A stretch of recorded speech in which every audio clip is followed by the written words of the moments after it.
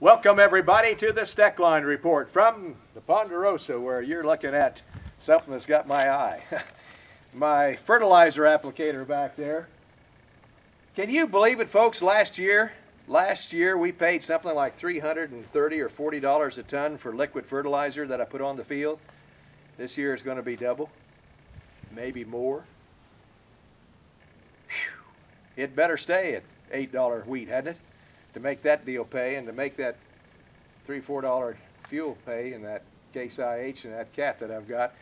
A lot of expenses on the farm, and that's something that we want to talk about just a little bit, friends, because as we look at what's going on here, everybody's talking about how much money the farmers are making. And it is true. The first year that these prices went up last year, it helped a big time if you grew a crop. And there was quite a few people the first year that didn't get that crop, and so consequently they couldn't share in that benefit. But those that did, it was a good year. This year was a pretty good year.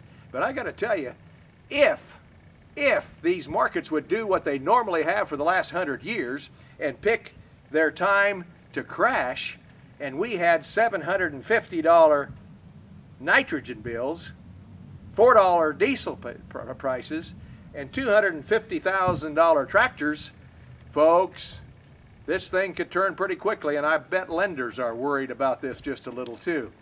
I'm sure they are.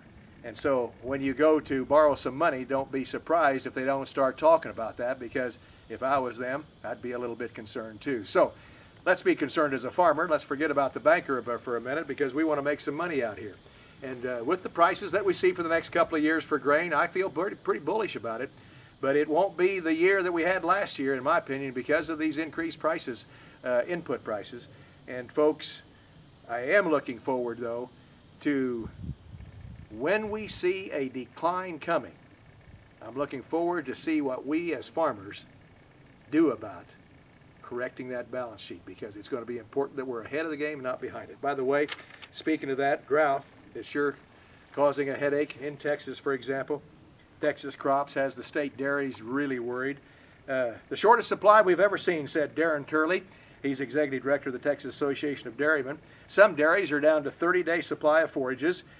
Joe Osterkamp, a California transplant who now milks 3,000 cows near Muleshoe, Texas, in the Texas Panhandle, said it's the most severe situation he's ever seen. Especially tough when you're used to abundant feed supplies, and now you've got this to put up with. The tight supply sent prices straight up. Corn-based feed for dairies, over $200 a ton. Producers are paying in the $300 a ton range for flake corn, $200 mid-range for DDGs. Ground corn delivered to the dairy, $326 a ton, kind of like the fertilizer that we were talking about here. This is what I'm talking about, friends. Input costs on that old farm. Whether it's dairy or whether it's corn or whether it's wheat, doesn't make any difference, or whether it's cattle. Cattle have got themselves a situation that we're going to talk about in a minute too. But by the way, have you heard the La Nina is moderate this fall? And is that going to mean drought? The weathermen don't know. They don't know any more about the weather than we do about the markets. But we'd like to guess. They say it could be another drought on its way this winter, but it's a 50-50 chance.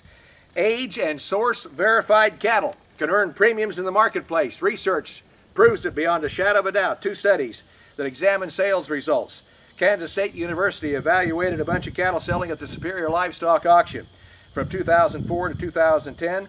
Marketing can influence the premiums calves receive at sale time, including age and source verification, helping big time. And source verified beef can also earn premiums at retail, according to a Nebraska study from Nebraska University. Research found about 2/3 of participants in restaurant taste testing ordered steak with either state or farm of origin description and would pay, listen to this, $4.74 more per steak. Better listen to those consumers. That's who we work for.